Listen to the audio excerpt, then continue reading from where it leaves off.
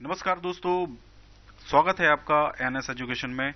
दोस्तों, व्यापम का जो जेल प्रहरी का नोटिफिकेशन है वो आ चुका है और जल्दी ही इसका एग्जाम होगा। हालांकि अभी एग्जाम डेट तो इसकी नहीं आई है, ना ही इसका फॉर्म अभी आप फिल कर पाओगे, क्योंकि ना तो स्टार्टिंग डेट इसकी आई है अभी और ना ही इसकी एंड डेट आई है, ना ही लास्ट डेट आई है। तो दोस्तों, लेकिन उससे पहले चूंकि नोटिफिकेशन तो आ ही गया है तो इसका एग्जाम तो जरूर ही होगा। तो एक दो दिन में इसके जो डेट्स हैं वो भी आ जाएंगी। तो आप इसकी तैयारी बहुत से जल्द शुरू करें। इसलिए मैंने इसका जेल प्रहरी या जेल वार्डन इसको हम बोलते हैं। तो जेल वार्डन का जो सिलेबस है जो इस बार 2017 का होने वाला है, तो लास्ट ईयर के हिसाब से और जो भी नोटिफिकेशन में जो दिया हुआ है उसके हिसाब से अगर हम देखें तो हम सिलेबस का काफी कुछ अंदाजा लगा सकते हैं। तो उसी को मैं यहाँ पे आगे आपसे डिस्कस करने जा रहा हूँ। तो बहुत दिन से व्यापम का कोई भी एग्जाम नहीं आया था, तो ये बहुत अवेटेड एग्जाम व्यापम का आने वाला। तो चलिए थोड़ा सा इसका देख लेते हैं। लास्ट डेट तो इसकी अभी नहीं आई है। एजुकेशनल क्वालिफिकेशन जो होगी इसकी हाई स्कूल होगी। कम से कम आपको हाई स्कूल होना चाहिए। बहुत सारी पोस्ट हैं इसमें, अलग अलग पोस्ट हैं, जैसे वन रक्षक की पोस्ट है, अनुदेशक हैं बहुत सारे, उनकी पोस्ट हैं। इसके अलावा 940 पोस्ट करीब हैं जो केवल जेल वार्डन के लिए हैं। तो मेन ये एग्जाम जो होने वाला है ये जेल वार्डन के लिए ही होने वाला है। टोटल 962 पोस्ट हैं सब मिला के, और जिसमें से 940 अकेले पोस्ट हैं जेल वार्डन के लिए। और अप्लाई मोड इसका ऑनलाइन होगा। एज लिमिट 18 से 30 साल ही है इसकी। और इसके अलावा महिलाओं को 5 साल के लिए, और जो SC ST के लिए, जो OBC के लिए जो आरक्षण के जो रूल्स हैं स्टेट गवर्नमेंट के, उन्हीं के हिसाब से होगा। और इसका जो एग्जाम की जो जो जॉब की जो लोकेशन होगी वो मध्य प्रदेश होगी। चलिए, तो हम इसका सिलेबस डिस्कस करते हैं। तो इसके सिलेबस में general English, general Hindi, general knowledge में आपका मध्य प्रदेश का भी जनरल नॉलेज आएगा और इंडिया का भी जनरल नॉलेज आएगा। तो यहाँ पे आपको एक चीज ये ध्यान रखना कि जो मध्य प्रदेश का जो जनरल नॉलेज है वो इसमें ज्यादा आने वाला है और इंडिया का जनरल नॉलेज कम ही आएगा। लेकिन आपको दोनों के लिए ही प्रिपेयर रहना पड़ेगा, क्योंकि कंपटीशन एग्जाम में बहुत ज्यादा होने वाला है। तो आपको उस हिसाब से प्रिपेयर होना पड़ेगा। इसके अलावा जनरल मैथमेटिक्स जो आपकी हाई स्कूल के लेवल तक की आएगी, इसके लिए भी आपको प्रिपेयर होना पड़ेगा। और जनरल साइंस जिसमें आपके general physics, general chemistry, general biology, और बायोलॉजी में आपके दोनों चीजें होंगी, जियोलॉजी और बॉटनी। तो बिल्कुल जनरल आएगा, मतलब बिल्कुल बेसिक्स आएगा इसका। ऐसा नहीं कि बहुत ज्यादा डीप में आपसे इसको पूछा जाएगा। चलिए इसको हम थोड़ा सा देख लेते हैं। ये जो आया है आपका, ये ऑफिशियल नोटिफिकेशन जो आया है, ये वहां से मैंने लिया हुआ है इसका स्क्रीनशॉट। तो इसको आप थोड़ा सा ध्यान से देखें। आप देख सकते हैं भाग 1 सामान्य ज्ञान। सामान्य ज्ञान, अगर यहाँ पे सामान्य ज्ञान दिया तो मध्य प्रदेश का ही ज्यादा पूछा जाएगा, क्योंकि मध्य प्रदेश का एग्जाम है। इंडिया का कम ही पूछा जाएगा, लेकिन पूछा जरूर जाएगा। इसके अलावा सामान्य हिंदी, सामान्य अंग्रेजी, सामान्य गणित और सामान्य विज्ञान, टोटल 100 अंक का एग्जाम होगा। और जो माध्यमिक शिक्षा मंडल MP बोर्ड जो है, उसकी मध्य प्रदेश की 10+2 प्रणाली के अंतर्गत हाई स्कूल परीक्षा स्तर का कक्षा 10वीं तक का आपका सिलेबस होगा। तो ये चीज आपके लिए बहुत सही है।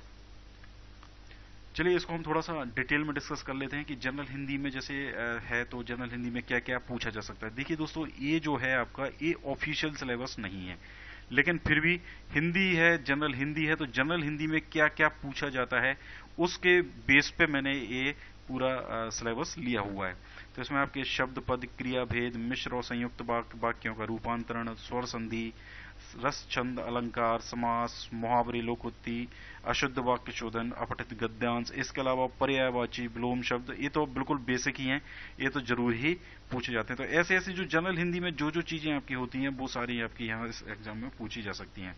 तो ये जो मैंने पूरा बनाया हुआ है, ये पूरा इंटरनेट से लिया है, कुछ मैंने खुद से भी बनाया है। तो इसमें आपको एक चीज ये ध्यान रखनी है कि जो प्रीवियस एग्जाम्स हुए हैं व्यापम द्वारा, तो उनको देख के ही मैंने ये सब बनाया है। उनमें जो चीजें पूछी जाती हैं उनके हिसाब से ये मैंने पूरा बनाया हुआ है। इसके बाद जो जनरल इंग्लिश है, जनरल इंग्लिश में आपसे वोकैबुलरी पूछ सकते हैं, antonym, synonyms, one word substitution, comprehension, fill in the blanks, active passive voice, direct and indirect speech, transformation of sentences, idioms and phrases और टेंसेस आपसे पूछे जा सकते हैं। वोकैबुलरी ये जनरल इंग्लिश का बहुत ज्यादा डीप में नहीं पूछते हैं, बहुत ज्यादा डिटेल में नहीं पूछते हैं। थोड़ा बहुत, लेकिन आपको इसके लिए इस पोर्शन को, अगर आप वोकेबुलरी वाला जो पोर्शन है इसको अगर आप छोड़ भी दोगे तो बाकी ये सब आपको तैयार करना ही पड़ेगा, जिसमें आपको tenses, active passive voice, direct indirect speech, transformation of sentences, तो ये तो आपको बिल्कुल याद करने ही होंगे। तो फिल इन द ब्लैंक्स भी आपसे इसमें पूछे जा सकते हैं। नेक्स्ट है आपका जो जनरल नॉलेज है, तो जनरल नॉलेज में तो सब कुछ ही आता है, इसका कोई सिलेबस नहीं होता है, सब कुछ इसमें होता है। जो भी आप जहां जहां सिलेबस के ऊपर नजर दौड़ाओ, कोई भी किताब के ऊपर आप नजर दौड़ाओगे, वो आपको जनरल नॉलेज मिल जाएगा। तो यहाँ पे ज्यादा से ज्यादा आप स्टडी कर सको, वो एक बहुत अच्छा पॉइंट आपके लिए होगा। तो इसमें आपके करंट अफेयर्स पूछे जा सकते हैं, बहुत ही कम आते हैं करंट अफेयर जनरली, लेकिन इस बार जैसे एमपीपीएससी का जो एग्जाम हुआ था, तो प्रीवियस पीपीएससी के पेपर में जो करंट अफेयर्स के क्वेश्चन आते, 2 या 3 करंट अफेयर, 4 ज्यादा से ज्यादा करंट अफेयर के क्वेश्चन पूछे जाते थे। लेकिन इस बार जो एग्जाम हुआ है, 2017 का जो एग्जाम हुआ था एमपीपीएससी का, उसमें करीब करीब 12 से 13 क्वेश्चन करंट अफेयर्स से पूछे गए थे। तो एग्जाम का पैटर्न बदल रहा है, एग्जाम के पैटर्न के हिसाब से ही आपको तैयारी करनी पड़ेगी, बदलते हुए पैटर्न के हिसाब से। अगर आप पुराने पैटर्न के हिसाब से करेंगे, अगर आपने करंट अफेयर नहीं पढ़ा है एमपीपीएससी का, तो जनरली बहुत सारे ऐसे लोग हैं जिनका सिलेक्शन नहीं हो पाया है सिर्फ करंट अफेयर की वजह से।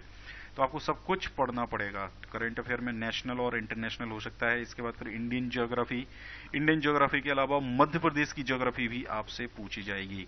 इसके बाद इंडियन इकोनॉमी, हिस्ट्री में मध्य प्रदेश की हिस्ट्री की खैर बहुत ज्यादा नहीं है, 2-4 पन्ने का पूरा होगा मध्य प्रदेश की हिस्ट्री का, लेकिन वो आपको पढ़ना ही पड़ेगा। इसके अलावा history India and the world अगर आप ना ही पढ़ें तो ज्यादा अच्छा रहेगा, वर्ल्ड का जनरली इसमें नहीं पूछा जाएगा। इसके बाद इंडियन पॉलिटी आपको पढ़नी पड़ेगी, यहां से भी आपको काफी क्वेश्चंस मिलेंगे। इंडियन कॉन्स्टिट्यूशन है तो इंडियन पॉलिटी का ही पार्ट है। इसके बाद इन्वायरमेंटल इश्यूज जो हैं उनके बारे में भी आपको पढ़ना पड़ेगा, साइंस एंड टेक्नोलॉजी के बारे में भी आपको पढ़ना पड़ेगा।